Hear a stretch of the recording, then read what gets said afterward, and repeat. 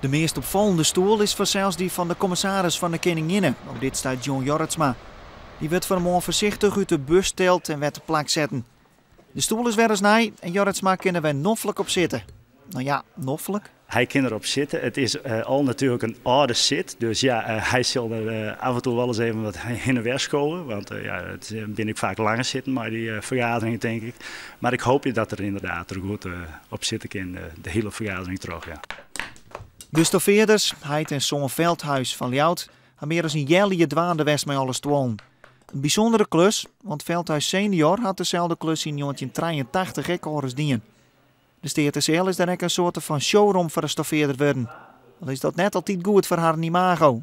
In Leeuwarden hebben we wel vaak gewoon een particuliere klant en dan zeggen ze van, maar wil u onze stoel nog wel doen? Want u heeft zulke mooie klussen onderhand. Dan zeg ik, nou, als we geen particulier hadden, dan hadden we geen recht van bestaan. Als de bankjes voor de steerteleden goed zitten, dat weet wel een van de mannen, dan vergaderen de steerten voor het eerst in de volslijn opknapte Steerterseel.